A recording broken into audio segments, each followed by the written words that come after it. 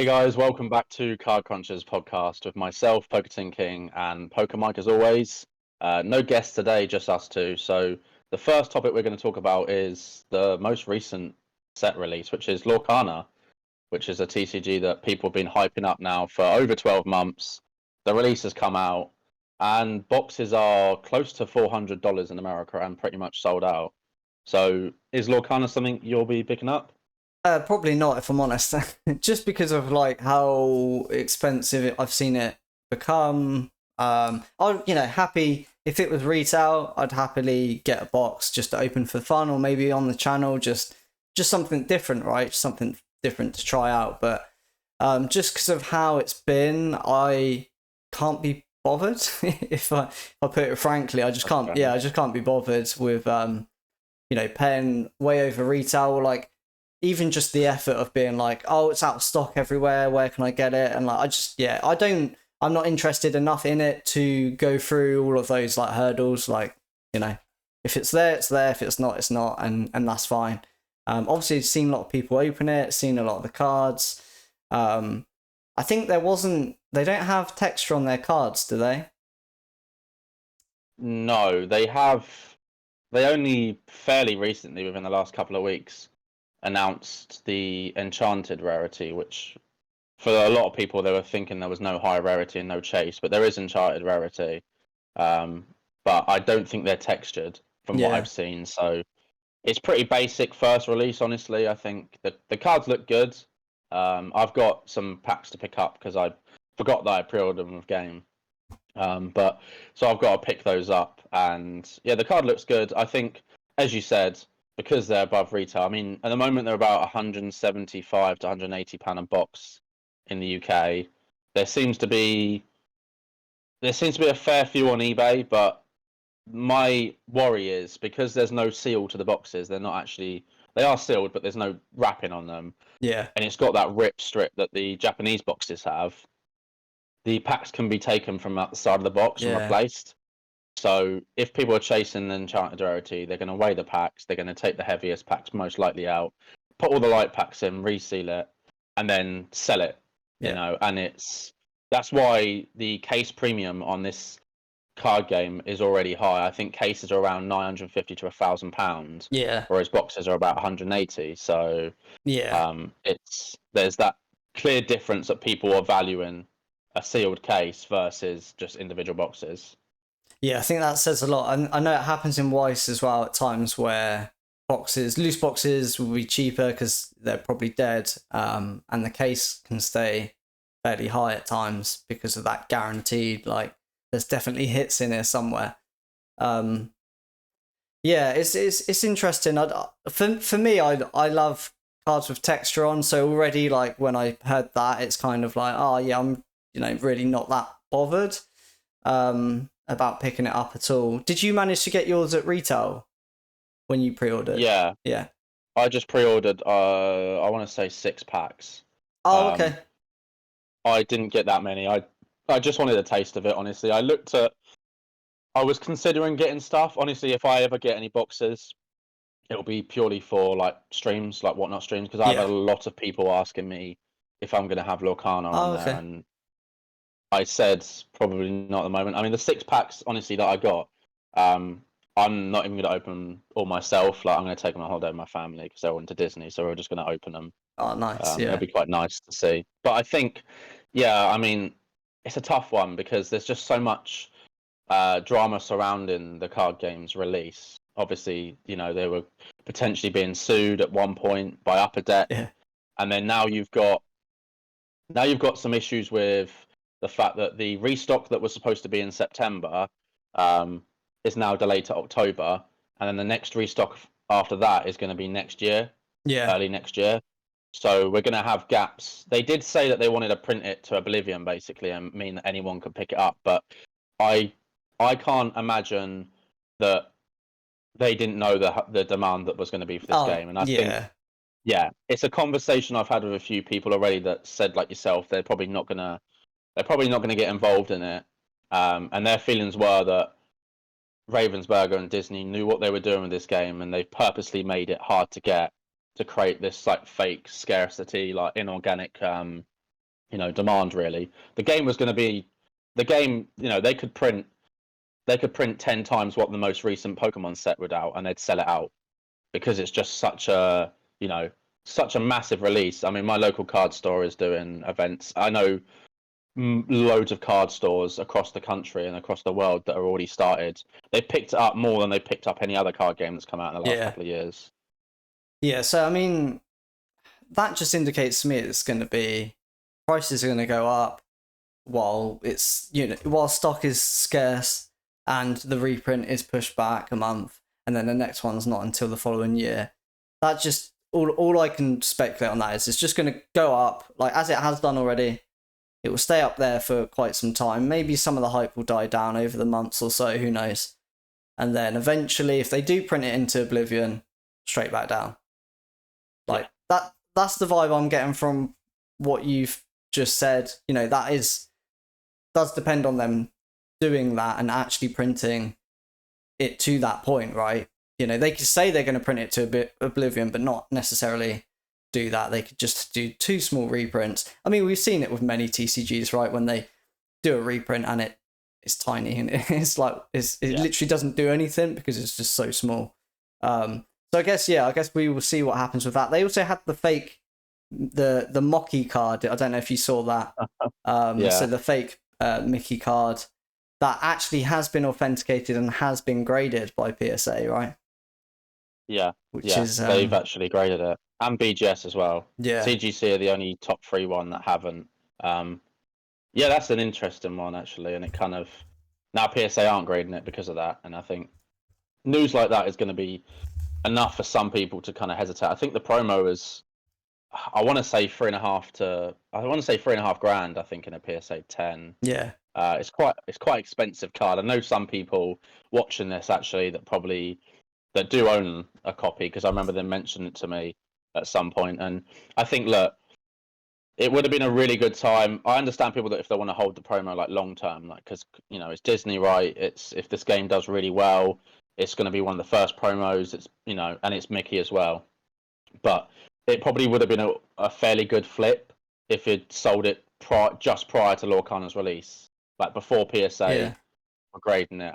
You've also got the other upside of if you have got a truly real card, the value of it potentially could go up now because they're not grading it anymore. So there's like just so many different variables to think about, and I think that for me as somebody that is like a outside viewer as such, that kind of is exciting. But I think the game will do well short term. I don't know about long term.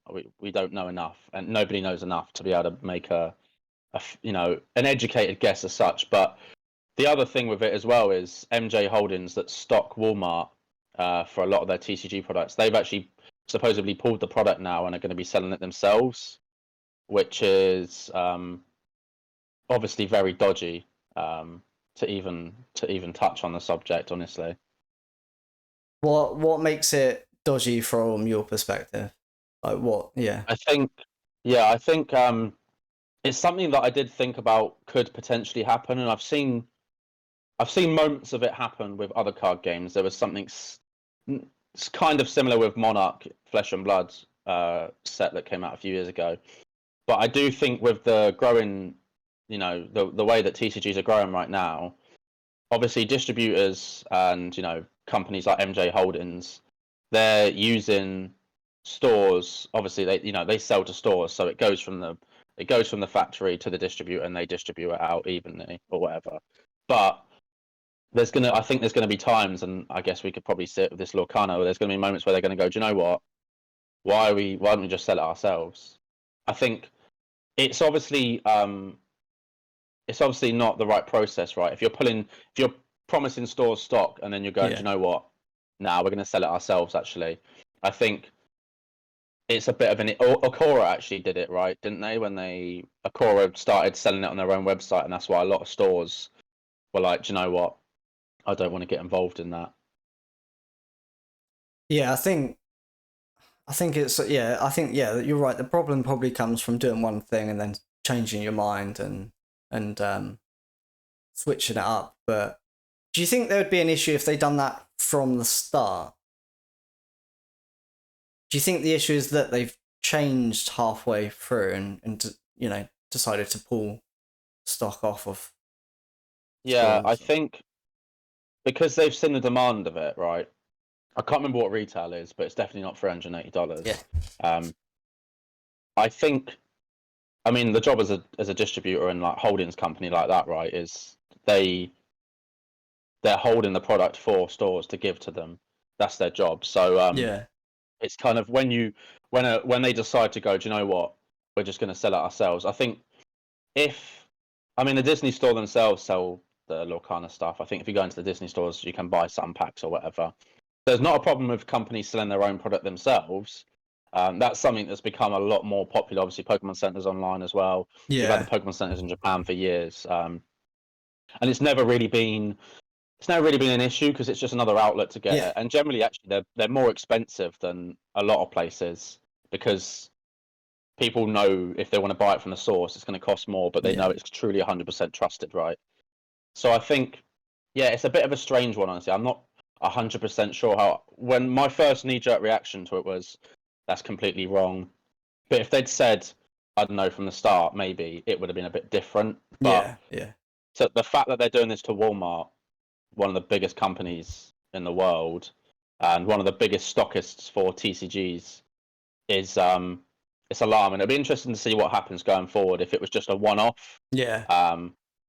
But yeah, it'll be interesting to see. I mean, again, as somebody who has no sort of uh, money in the game at the moment as it stands, I just enjoy seeing stuff. It's just not so much funny, but it's interesting. It's Yeah. definitely interesting to see what happens because with Lorcana, right?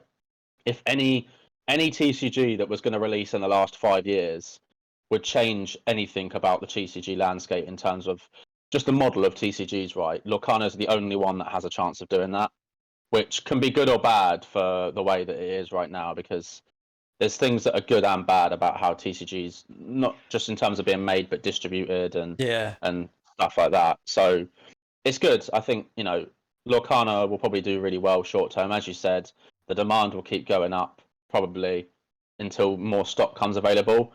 They might not end up, releasing tons of stock, and we might just have, you know, these playable cards that are really hard to obtain, being expensive. But yeah, it'll be interesting to see what happens over the next 12 months. Obviously, we'll talk about it on here anyway. So Yeah. Definitely. Yeah. It's definitely a different dynamic, that's for sure. But yeah, actually, something I wanted to bring up, but we haven't mentioned. I know we don't really have much like experience or knowledge with it at all, but I just want to talk about One Piece quite quick, if that's okay. okay, yeah, Because I know you watched yeah, of course, the live action pilot last night, and yeah, all I see online, I still haven't got around to watching it, but all I see online is that everyone's like really enjoying it, really good IMDb ratings and like Rotten Tomatoes, like all the ratings for the show have been really good. It's been received very well, considering most live anime shows do absolutely terrible. Absolutely terrible. It doesn't translate well, or they don't manage to translate it well. So that, obviously that has got me thinking. One Piece is already doing extremely well, like as a TCG. The set that is it still due to come out? I'm not 100% sure, but is it OP5 in Japanese? That's come out now, yeah. It's out, yeah. So it's Yeah. a extremely popular set because of the cards inside it. You've got those manga rare cards again, which are really high pull rates. You've got a signature card in there, I'm pretty sure. There's a signature card in there as well. So that was already like a really hype set. Like it was sold out everywhere. A lot of hype around that set. And now you've got One Piece releasing as a live action that's doing really well. I'm thinking like, yeah, what's going to happen? Like, is this going to be, it's already a big TCG. Do you think it's going to get more eyes onto the card game? That's a good point, actually, and I have to say I didn't think about that. And usually I do think about these things, but I think going back to just the episode that I watched, as somebody that has very little knowledge on One Piece, my only knowledge of One Piece is through Matt, honestly, and I'm not interested in watching a million episodes of an anime, but the first episode I really enjoyed. It was a little bit goofy at times, but I think that probably is in line with what the show is anyway. But I really enjoyed it. It looks beautiful as well, and I think for it to have such good reviews early on is very rare for, as you said, an adaptation from an anime, because that never happens. No. Like, I can't think of many. I can't think of any off the top of my head that have actually done really well. And usually people review bomb stuff when it first comes Yeah. out. So the fact that it's already got good reviews Yeah. clearly means something. So I'd recommend anybody that is or isn't a One Piece fan to check it out. Just to enjoy it. But it's a good point about where the TCG is going to go. I think One Piece has actually been. What I really like about One Piece is that it's been growing, and there isn't this like hype around it, right? Compared to a lot of these other TCGs, there's these moments in other TCGs where it's just up and down, and it's kind of like you'll have these extreme variances that are going up and down. Whereas with One Piece, it feels more organic. Yeah, definitely. And I think that we had, I think a month or two ago, we had the most recent English set release, which was OP3. And now, of course, we've got the Japanese set, which is OP5. So it's usually two sets different. So we won't get this set until next year for English. But it's definitely, One Piece is something that I'm in the process of stocking on my store anyway, because I've opened the cards. I've opened quite a lot of the cards now. I've got some graded cards. I've got singles. I really enjoy the art. Yeah. They look absolutely beautiful. I know that you've looked into some of the trophy cards. I don't know if you picked any up, because I know sometimes you pick up stuff and I don't hear about it. No, I have. I feel like it's a weird one. I've always been like, as you know, like I've always been curious about the TCG, and there's been times where I've been quite close to picking up some event cards or some trophy cards, like months ago. Last year probably at this point, whenever it came out. And again, I looked at it probably a couple of weeks back because of the whole OP5 hype and how popular that set seems to have been. So yeah, I've always been like close to picking some up. I think I've picked up like a random pack or a couple of packs that got opened on stream once. Yeah. So I've got some of the, just some random cards, but yeah, because I've not watched it, I'm not necessarily as invested personally into getting into the card game, especially when you're trying to juggle like Weiss Wars and all sorts of other card games. But I guess what made me think about that is like, I know very shortly I'm going to be watching the live action, and I know if I enjoy that show, I'm going to be really, really tempted to buy some cards. Yeah. And if I'm doing that, I'm like, surely that's the same for other people who have maybe wanted to get into it but never got around to buying it because there's so much other things to buy. And maybe the same thing will happen. Maybe they'll watch the show and then be like, yeah, this is it. Okay, I'm going to buy some of the cards because that was awesome. The characters were great. And now I want to pick up a booster box or whatever. And then that's a slope to then picking up graded cards, then, going, getting the chase cards and getting really into it. So yeah, it's just a thought I had that maybe the live action being successful, especially around the release of a really popular set, could be some catalyst into another like big demand growth in the TCG. But I guess we'll see what happens. We'll see what happens with that. Yeah, I think it's a really good point. I think I have somebody that has been tracking data for a lot of card games in terms of their growth and that, and One Piece has been growing at quite a good rate. I know playable wise, it's a lot of people are playing One Piece, and in English I think it was Yellow they recently introduced. So it'll be interesting to see what happens. I do think there is correlation there. It reminds me of, not TCG related, but I remember when the MCU got big, and I actually started getting into comics around that time. Like, I'd got into comics a little bit before, but when the MCU dropped, it was like 2008, I think it was, something like that. That's when but I think it was just naturally because I was old enough to really go into a comic book store. And I remember asking the guy that was owning the comic book store, I think like 2009 to 10, after like we've had a couple of these MCU, I think after the Avengers came out. And I said, oh, I bet you've seen like massive sales of comic books now since like the MCU's got big, like superheroes are big now. And he was like, honestly, no, we haven't. Like, it hasn't changed anything. And I was like, interesting Yeah. because like like Marvel at the time had done a big push into releasing.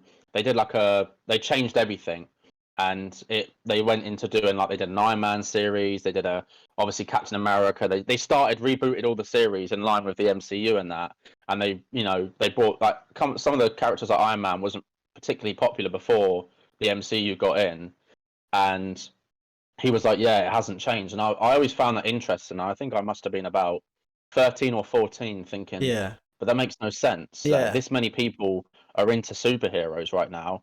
And he said that it's just the people that are watching, like people that are watching these superhero movies that weren't interested in superheroes are generally casuals. Yeah. And that doesn't translate well to actually buying power as such. Yeah. So it'll be a bit interesting to see what happens with One Piece because I think it's a little bit different, as you said, because the game is already doing quite well, and there's going to be people that have gone on the fence about it already.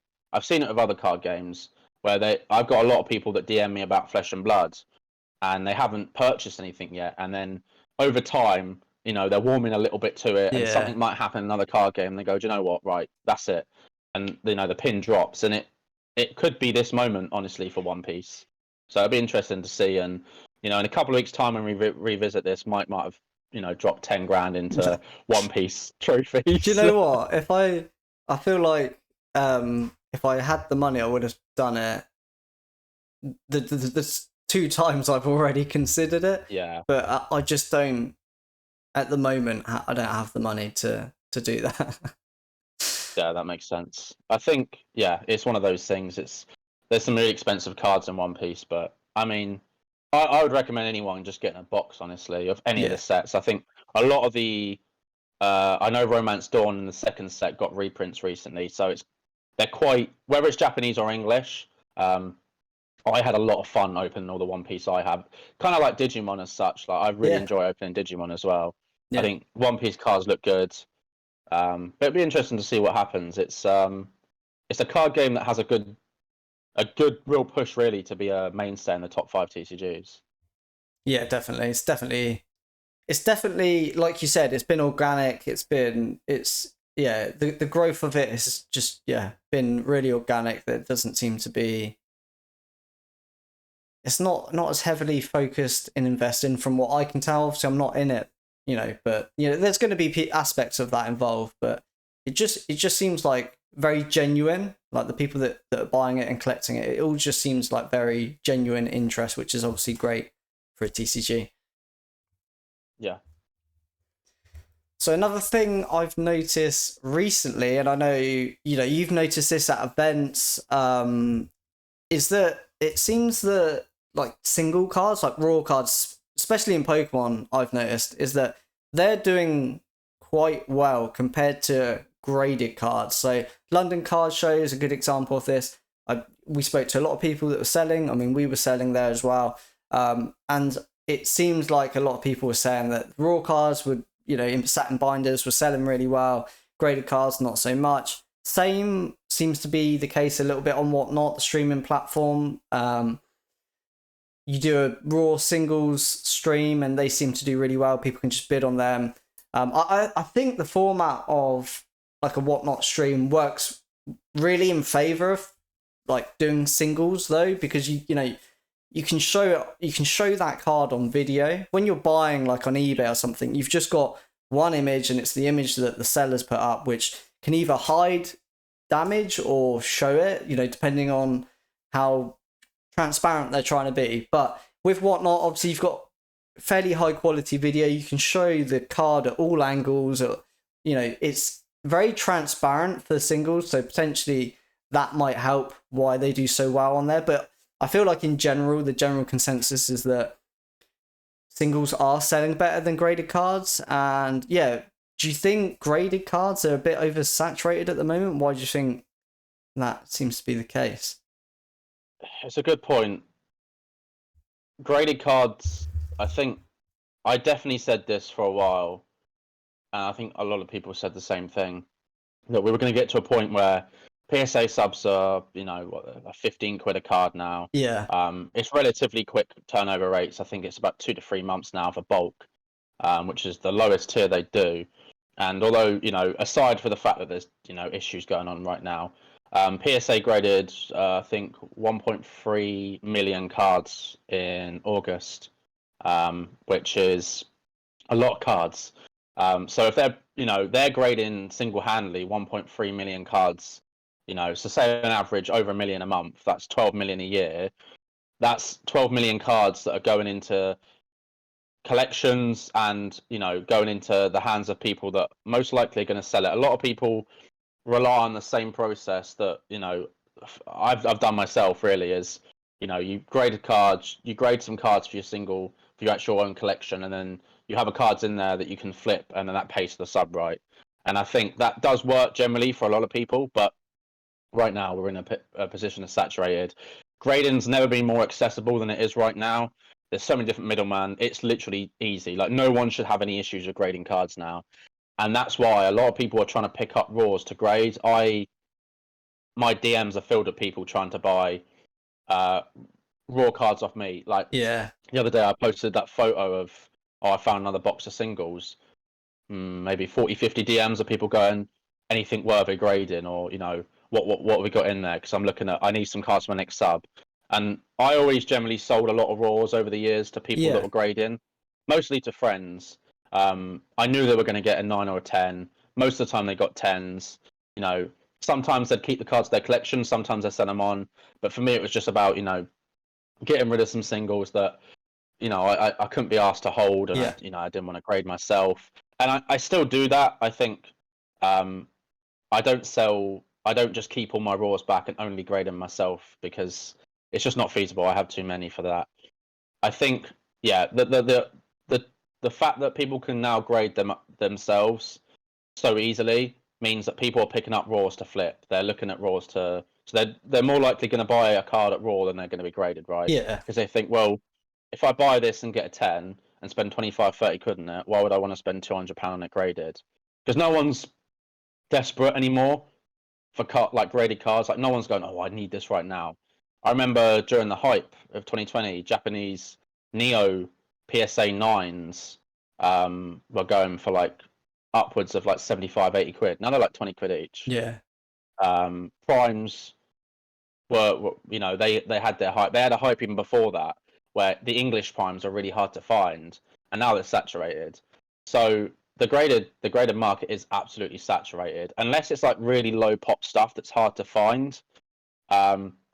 If it's just stuff that most people are grading, it's going to be hard to get your money back if you're trying to sell them at these like premium prices, right? So now it's a case of like, I see a lot of cards sell for raw prices, and there's no grading fees. Like, they can't put a premium on it to be graded. It is literally just, it's selling for raw. Yeah. So yeah, I think it's going to be continuing like that probably. Do you think, for a while now? It just seems weird that people are buying them to grade when they're not going to do that well when they're graded, if you know what I mean.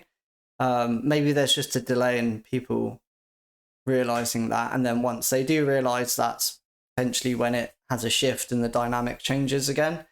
But yeah, do you think most people are picking the raws up to grade, or do you think people are keeping them raw for a binder? I guess it's difficult because a lot of the people I speak to are picking up raws to grade, and I mean, they're asking me and they're telling me they're going to grade them, and Okay, yeah, they know that I'm okay with that. It's not gonna, like, I know what their intentions are. It doesn't matter what. Once they bought the card from me, I don't care what they do with it. Yeah.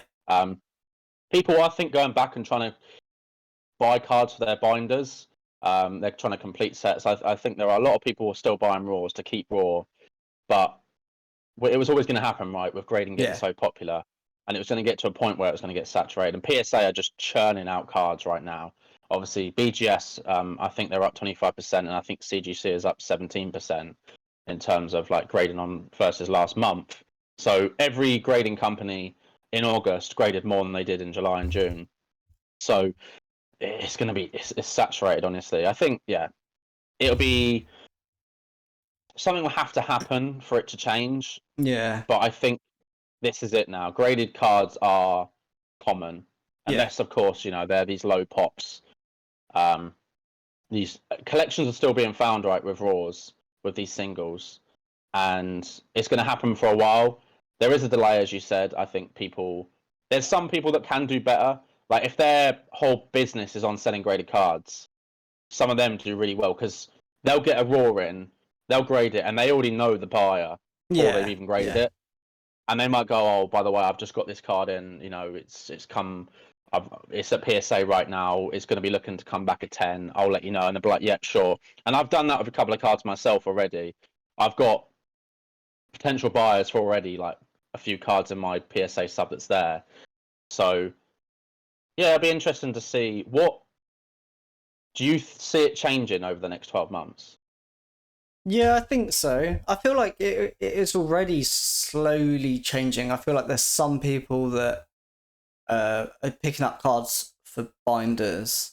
And I think as more time goes on, so if you're talking 12 months, as more time goes on, more people will realise these kind of issues and potentially that there's not much profit there to be had. And then when people realise that, they move on to doing something else that will generate more profit than what they are doing. So yeah, I think 12 months is probably a good time frame to really have a change in that dynamic. But yeah, I guess we'll see where it goes. We'll see on episode 75 what's happened. You did mention obviously issues with PSA, so just for those people that are unaware, do you want to just talk about what's been happening with PSA damaging cards and things like that? Yeah. Okay, so it's pretty out there now. People are probably quite aware, but for those that aren't, the top right corner on the backs of cards is getting nicked right now. So New Jersey is their most recent location for grading, and it's pretty much just a bulk tier at the moment. But there has been thousands now of cases where that top right is being nicked, and I think the PSA have admitted that they're at fault. There is an issue there, and they are starting the process of getting people to send cards back, which, as you know personally, takes ages.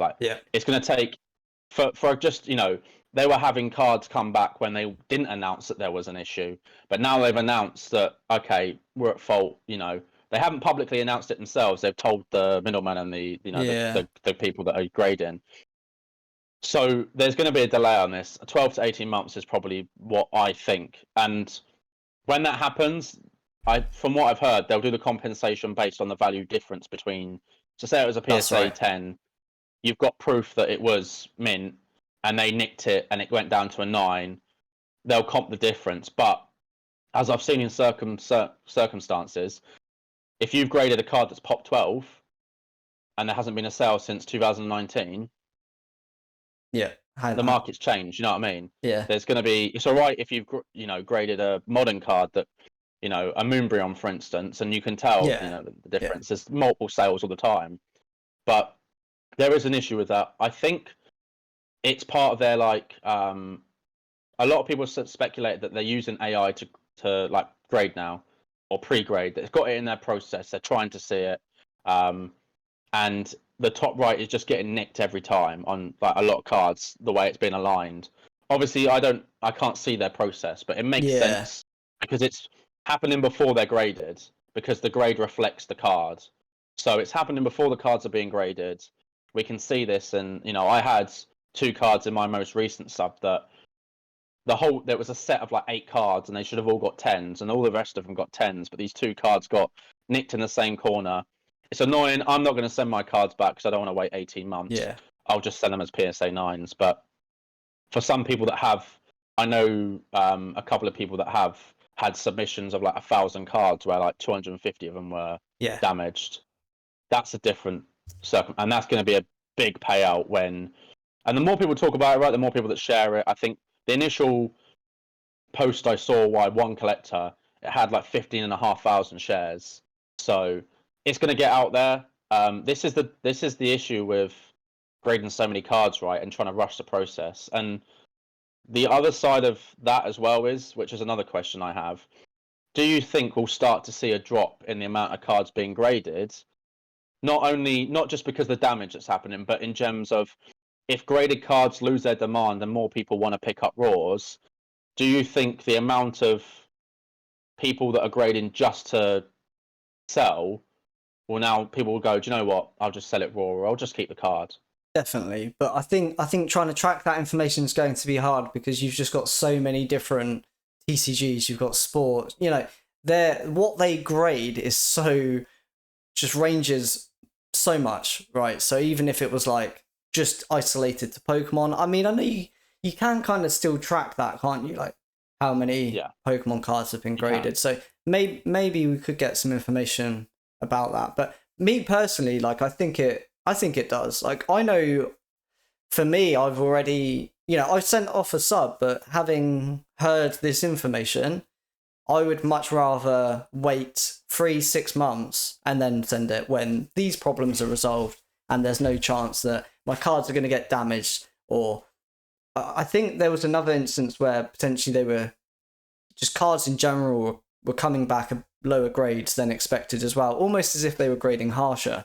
So things like that, if I hear that, I'm like, well, I'm just not going to send them. I think the difference for me is that I'm not trying to grade them to sell. So there's no time limit there. These are just cards that I've got in my collection, personal collection. Maybe I would sell 1 or 2 here or there. Maybe I'd sell them all over the next 5 to 10 years. I don't really know, but my intention of getting them graded isn't purely to sell. It's just because it's fun. I want to see what they get. And it's nice to have that value associated with the card, knowing exactly what grade it is. So for people like me, I'm happy to wait. I'm happy to, I've waited the 18 months that PSA were closed. I can wait 3-6 months here and there. I really don't care. Like it's absolutely fine.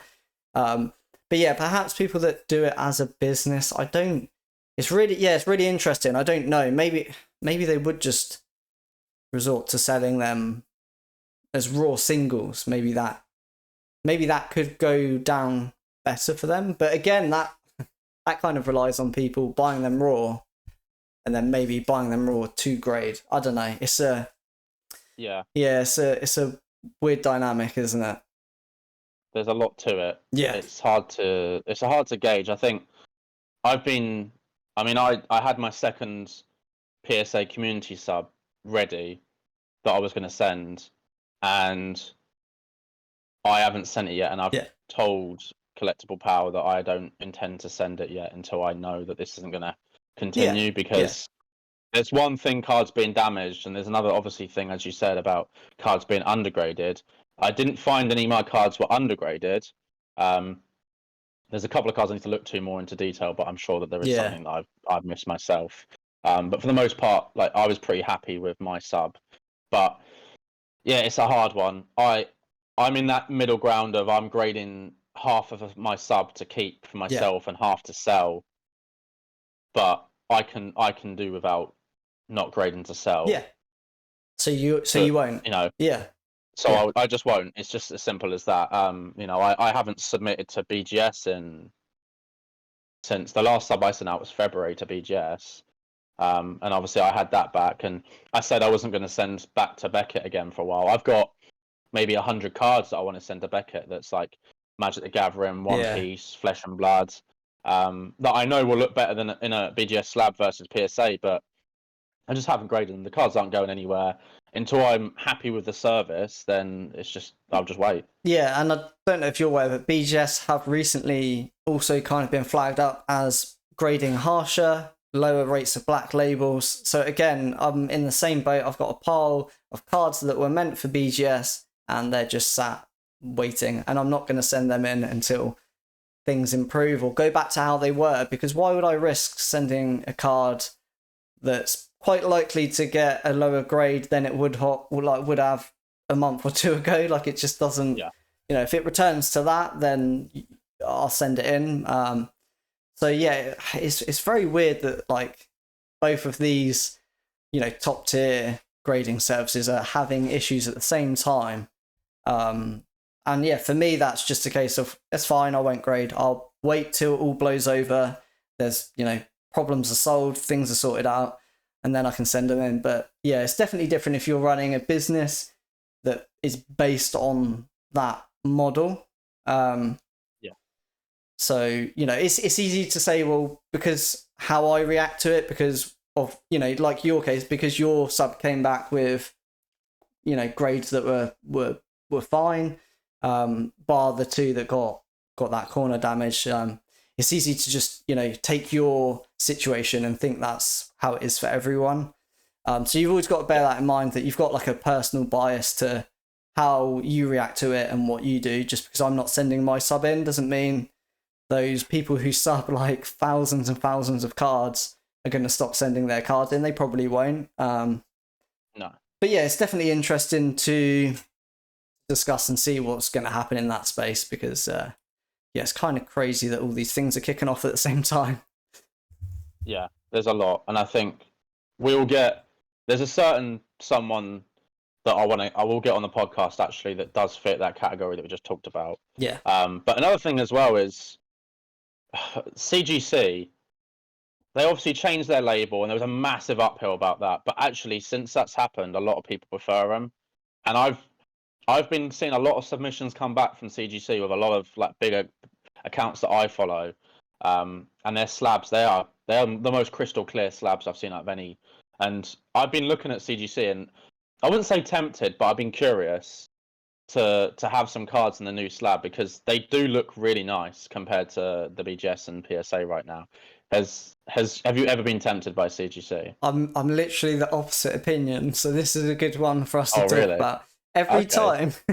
So I've not really ever been tempted by CGC. The only thing I liked about their old slabs, the fact that they were see-through. I'd liked that clear part of the slab. Anything else I wasn't bothered on. When I still to this day, when I see the new slab pop up on my Instagram feed when I'm scrolling or whatever, I still see it. Like, I forget that it's them, and I see it as like an alt grading company, if you know what I mean. I see it as like I'm going to like shame some companies, like I'm sorry, but like I see it as like MGC or Get Graded. I just see it as those alternative grading companies that, some of them are probably good. I don't know. I don't care about them enough to look into all of them, but yeah, when I see it pop up, I don't recognize it, and I just assume it's one of them. And that's been the case since they've changed their slab, and then like later on I'm like, oh yeah, that was a CGC that was a CGC slab, that wasn't just some random grading company. But yeah, for me, I still have no interest whatsoever in like using them. For me it's PSA or Beckett. There's reasons as to whether I pick PSA or Beckett for the particular card that I want to send in. I've got no reason to want to send to CGC myself. The only other one that I did randomly consider the other day was Ace, and I've never used them myself, but I mean, I do like what they do. It's definitely a different dynamic. There's a much more like fun collectible aspect to what they do, with the labels and things like that. With the fact that it's UK based, so you don't have the middleman issues. You can just do it direct. But I've never bothered personally, because I don't think, as it stands, there's value attached to doing that. Which, for some people that doesn't matter, and that's great, because then you can use them as a service. But for me, I want best of both. Like, I want it to be fun to collect and have value associated. I don't want to devalue my card in any way whatsoever. Which maybe down the line that will be achieved with their grading company, as time goes on and it solidifies more as a value in the market. But yeah, there was one point the other day, I can't remember what card I had. I think it was a Weiss Schwarz card, but I can't remember what one. But I was thinking like, oh, I reckon this like Ace label on this would look cool. And then I was like, oh, this is the first time I've actually like thought about using them. But I think to be honest, that purely came down to the fact that I'm not sending to PSA right now because of the issues, and I'm not sending to BGS because of the issues. So it was just a moment of like, oh, I could send it to them and see what it looks like. It's only like, £10-12, but CGC I've never considered. Maybe that would change over time. I don't know, but yeah, it'll be interesting to see if CGC takes any of the market of Beckett and PSA if there is a decline. But yeah, we'll see. I think it's always going to be PSA and BGS. They're always the top two, and that's never going to change. I think it would take a lot. It would take like just a mixture of like years and years of time. Like you just can't. It's not something that a company can just sidestep into and like take out a market. Even if things go wrong with like PSA, like the backlog, like obviously a lot of companies showed up because PSA had a backlog, but that's not enough. Like their backlog ended, you can sub to PSA really easily. Now people will just go to PSA, which obviously they have been doing again. So yeah, I think it takes a lot of time even to try and attempt that, let alone the fact that you've got God knows how many hurdles to like get through. And you know, if your grading standards change, if you're doing this, doing that, and people are unhappy with it, then yes, that would be a mammoth of a challenge for sure for any company. Yeah, I'd say it's near impossible, honestly. I think. Right, was there anything else you wanted to cover? I know we had some other topics, but we might have to push them to next week. We might have to leave it to the next one. I think we always before these episodes, we always start and make a giant. We sort of compile our list together, and we could sit here for 7-8 hours, honestly, talking. And I don't know if anybody would hear at the end. To be fair, out of what we wanted to discuss, I think we probably discussed like one or two things that we planned to discuss, and then we've just gone off on tangents about anything that popped in our head. Yeah, that's literally it. That's the way it happens. But I think I think that's it. I don't think I will leave it there, and we can talk about the rest another episode. Yeah. So I know we've missed a couple of weeks here and there at the moment, but yeah, next week we will have another episode. It will be us again, so hopefully we can finish off some topics that we wanted to talk about this week.